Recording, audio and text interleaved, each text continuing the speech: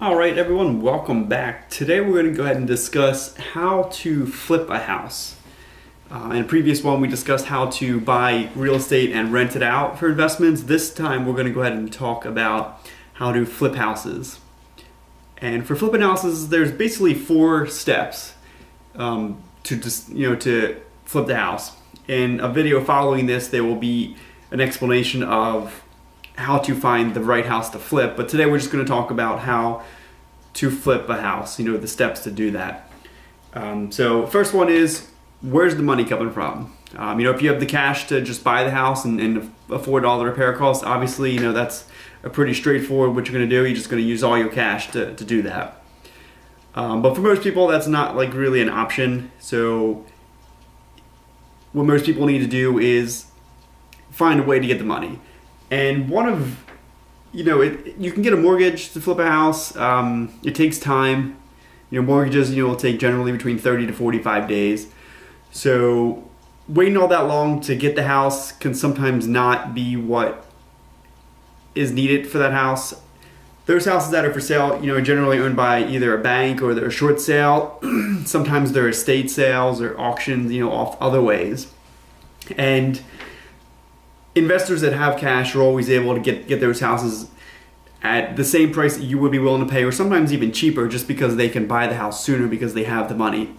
So that's why sometimes getting a mortgage is not the best way to go, because it's going to take you 45 days to get the money to the seller, when the seller can sell it maybe for like $5,000 or $10,000 less, but they can get the money next week because it's a cash buyer and they just want to be done with it. So if you don't have the money, what else can you do to get that money faster? Obviously, if you have any family or friends that, are willing to loan you that money, or, maybe even go in with you on that property, that's obviously a way. Not too common, but, it is an option if you have those kinds of connections. But another way is actually to get what's called a hard money loan. And that's basically where you deal with a broker who does hard money loans, and what that is a bunch of private investors who will invest in your loan. They will, usually they'll fund different parts of your loan. Like, somebody will fund like 20% of your loan, another person might be 10%, and all, obviously all the way up until you get the money that's needed to buy and repair the house. You won't know who these investors are. Typically they will run your credit, but they won't be very particular about things in your credit. They'll just make sure you don't have any past judgments against you. You've paid your taxes, and you've never foreclosed on stuff. So, and that's really what they're looking for. The score is not too big of a deal. And so once you get your money, at that point, once you figure out where your money is coming from, you need to figure out how much the house is going to be costing you to buy it. Then you need to figure out how much it's actually going to cost to repair the house. Now, if you think it's going to cost $30,000 to repair the house, you should estimate, you should get $35,000 to maybe even $40,000 in your budget to repair that house, because, then kind of steps 2 and these steps kind of go together, because you want to overestimate what your repair costs are going to be, because there's always going to be something that comes up unexpected when you're doing the repairs. You could open up a wall and just find, termites. You can find bad plumbing. You can find bad electrical, or you can open up everything and be completely perfect, and you come in well under budget. That's obviously the perfect, answer to, flipping the house. But not everything always happens, and being a good investor, a good flipper in real estate, is you got to be able to adapt to change and adapt really quickly, and not be thrown off by having curveballs thrown at you, because they're going to come every single time. So that's obviously what you want to do, is overestimate your repair costs. And then same thing when it comes to the flip side, when you're estimating what you can actually sell the house for. You want to, if you think the house can sell for $130,000, well, you should factor can you still make money if the house will sell for $120 instead of $130?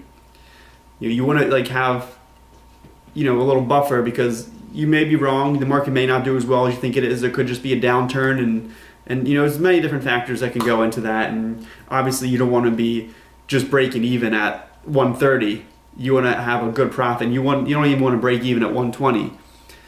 but you want to be able to afford 120, not waste your time or lose money on the transaction. So, and that's pretty much what you want to do for flipping a house. Is you want to find out where your money is coming from, figure out what the repair costs are, estimate your sales price, and for both 2 and 3, you want to leave extra money for wiggle room in that, whether it's selling the house for less than you expected or spending more money on the house than you expected. In the ideal world, you would come in, you would spend less money repairing the house, and you would sell the house for more than you thought it would be. But that's not always going to happen. It will happen every once in a while, and it'll feel great when it actually does happen, because believe me, it actually is. When you thought the house could sell for 140 and you sold it for 146, that's always great. And then and obviously if you budgeted $30,000 for the repair costs and you actually only spent $23,000, that's just money in your pocket, and that's great. So, but these are things this is just really the business side of flipping a house.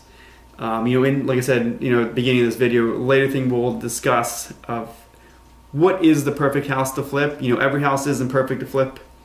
There's many different factors to look into that, and that'll be covered in a later video. It might be up by the time you're watching this video, so just go ahead and give click on the channel, and you can search through all these different videos of basically little tips and the tutorials on how to do anything in real estate. So feel free to check them out. If you thought this was pretty helpful, feel free to give it a like and subscribe for more content. And if you have any questions or whatever, something you thought I didn't cover in this video that you were looking to have answered, feel free to ask it below, and we'll assist you with that. So until then, guys, thanks for watching, and see you next time.